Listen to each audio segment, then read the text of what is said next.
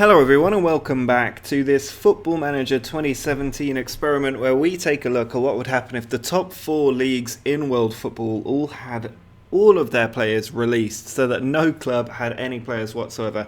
Now last time out we took a very detailed look at the Premier League. Today we're going to have a slightly quicker, I hope, look at La Liga, going through their transfers and seeing what's happened in their domestic season. And next episode we'll do both Italy and Germany at the same time to hopefully speed up how quickly we're going through this. My plan after that is to go forward 5 years in time and have a quick look, because we'll spend less time looking at transfers then and more time looking at the effects and the new world order that we've established in European football. So that's the plan. If you have any comments or suggestions, do let me know down in the comments, and you can also follow me on Twitter if you want to have a chat with me or let me know an idea for an experiment that you want to have.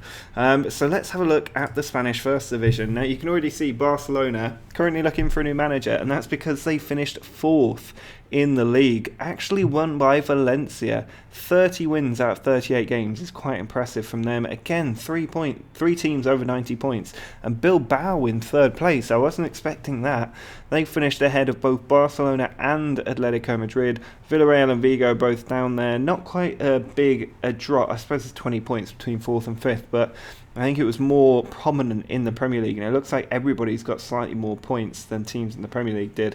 Down at the bottom, Pamplona, Leganés, Alaves all getting relegated. Deportivo da Coruña finishing in 17th, 5 points clear from the bottom 3, which is not a bad position. Spain's still the top ranking competition, but that maybe hasn't updated in the game yet.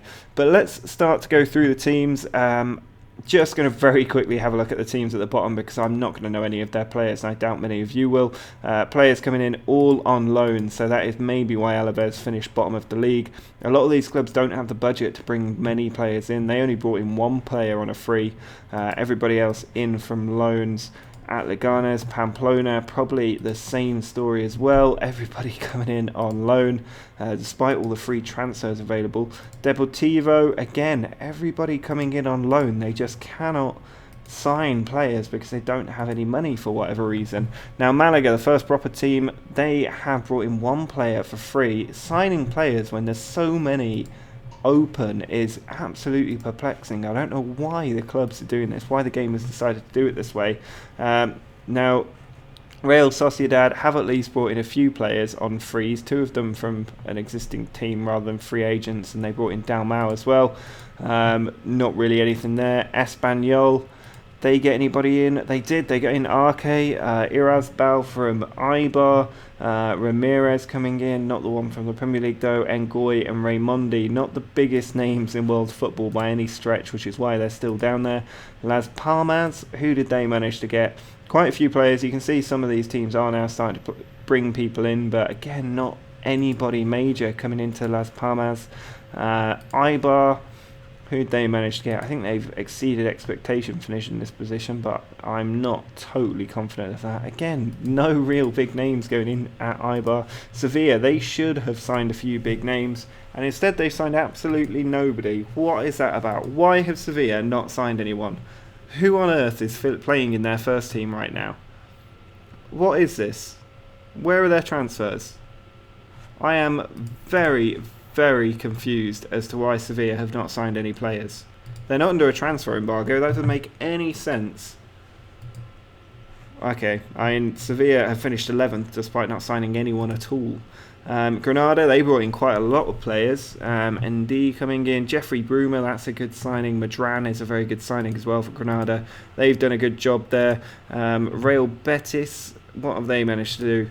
If we have a look at theirs, Stephen El Shaarawy, that's a good one, and Dominic, another good player there. Perez coming in, but not too many on top of that. Sporting Gijon doing very well, finishing up here. They brought in a few players, Cannavaro coming in, Holobas coming in, Angel. But nothing exceptional. None of the Spanish teams really signing any of the big players at the moment. Again, Celta Vigo not bringing in anyone. Victor Anichebe, the only free transfer they signed. Not sure he's the person I would have gone for. Villarreal, Who have they got? They brought in Viviano. He's a very good player. Moya, again, not a bad player at all. Joampi coming in, Fabian coming in. They have done a bit of business, at least, Villarreal. Atletico Madrid, the first of the big clubs. Who have they managed to get? They've lost a lot of players. They've signed an awful lot here for very, very cheap fees. But they've not signed anybody.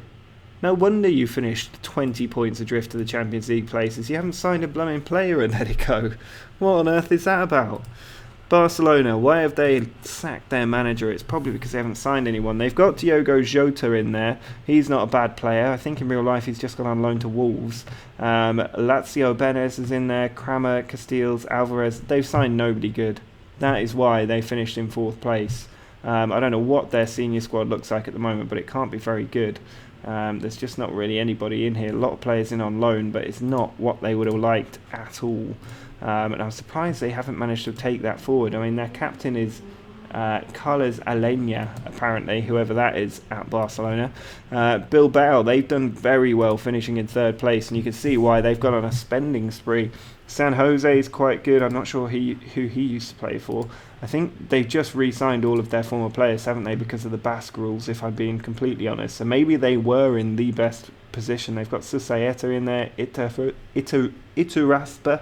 No idea how you pronounce his name, but you can see why they've done well, because they've been able to pick up all the Basque players and put themselves at a natural advantage. And a shame, really, they didn't manage to win the title.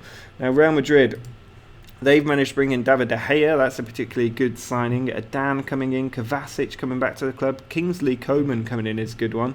Boateng's another good one from Bayern Munich. Bellerin from Arsenal, Tony Leto coming in, Donsat and Rodri. So decent ones, but not anything really on Premier League level coming in there for Real Madrid.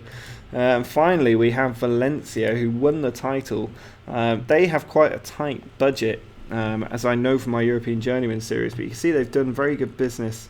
Well, it's not even very good business, it's just decent business. Marco Rog is a very good player in this game, by the way, so definitely pick him up if you get the chance. He is a good, solid player. Muniain, a very good player as well that they've managed to bring in. Karius isn't too bad in goal, I guess. But there's not anybody there that would make me say they were going to win the title. So they've done very well to actually go and take the title from Real Madrid. But the story of La Liga is that they haven't signed anybody, really. They've completely failed to snap up the best players. And worth noting that Lionel Messi is not here. So if we have a look at Barcelona and their transfer history, goes through some of their big players. I'm only going to do this for the big teams in Spain. You can see Luis Suarez. He went to nowhere. He is a free agent. Why is Luis Suarez being allowed to be a free agent after a year of being released? Rakitic, he's gone again, still a free agent. Nobody picking him up. Neymar, we saw last time, he went to Manchester United, is tearing it up in the Premier League. Lionel Messi, he's gone to China. Of course he has. Who else can pay 425 grand a week for the best player in the world? Lionel Messi now just wasting his career away in China for a paycheck. Not exactly what he would have dreamed of when he left Barcelona. 12 goals in 11 games though, that's not bad. And then 10 in 14 last season. But he should really be getting snapped up by someone soon. I imagine he will as well. Somebody will go in with a transfer bid, surely. Any other big names in here? Iniesta, now retired, a director of football. Busquets, or Biscuits as he's affectionately known, now at Paris Saint-Germain, who've got a very good team. Alcázar, he's now at Arsenal. And Jordi Alba, currently playing at Lyon. So the French league doing very well out of all of this. Real Madrid, quick look at their players as well. We've got James Rodriguez. He went to PSG as well. They've got so many great players now, PSG. Ramos, currently at Guangzhou, getting a nice paycheck. Pepe, currently also in China. Morata, he's now at Monaco. Good signing for Monaco. Luka Modric, currently at Guangzhou as well. A lot of the Real Madrid players off to China. Toni Kroos, he is a free agent and available to be snapped up. Kovacic, now back at Real Madrid and the captain. Isco, still available as a free agent. Cristiano Ronaldo, we saw, went to Real Madrid last time out. Karim Benzema, he is now at Roma. Gareth Bale, currently at Man City, we saw that last time. So that's where the big players there have gone. And finally, if we have a look at Atletico Madrid, the last team I'm going to look at for transfers out, who they've got that we're particularly going to be interested in. There's not actually that many that I'm bothered about. Saul, he is now at Man City, a good signing there for Man City. Jan Oblak, the great goalkeeper, has gone to PSG like everybody else has. Antoine Griezmann, he is now at Man City, we saw that last time. Jimenez, also at Man City alongside him. Correa, I think we saw him at Olympiacos now, Correa. And Yannick Carrasco now at Monaco.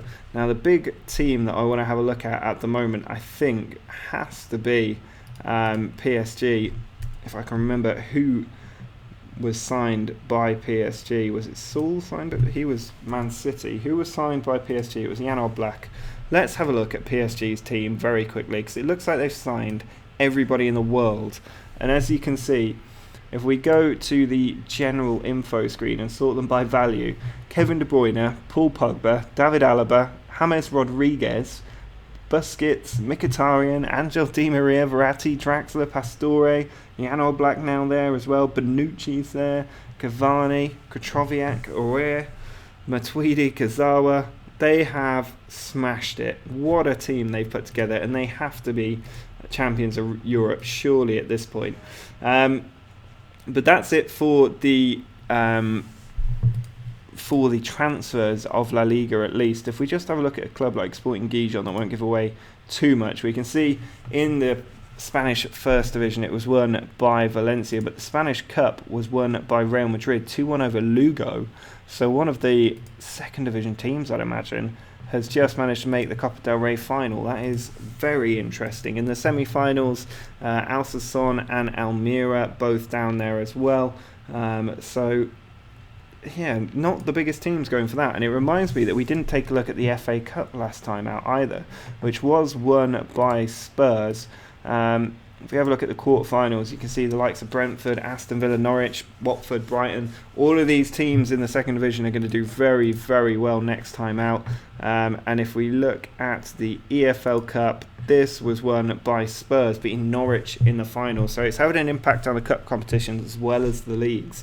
So very interesting, some of those results. But I think that's going to be it for this part of this experiment. Do drop a like on the video if you're still finding this interesting. Next time I'm going to run through the Italian and German leagues very, very quickly. The last time we'll do leagues per episode. After this, we're just going to jump forward in time, have a quick check on where the big players in the game are. So let me know in the comments which players you want me to take a look at. And also just have a wider look at European football and where the leagues have rebalanced given this mass redundancy program that we've implemented on football. So drop a like on the video if you have enjoyed it. Make sure to follow me on Twitter for all the latest news. Subscribe to the channel if you're new. And until next time, see ya.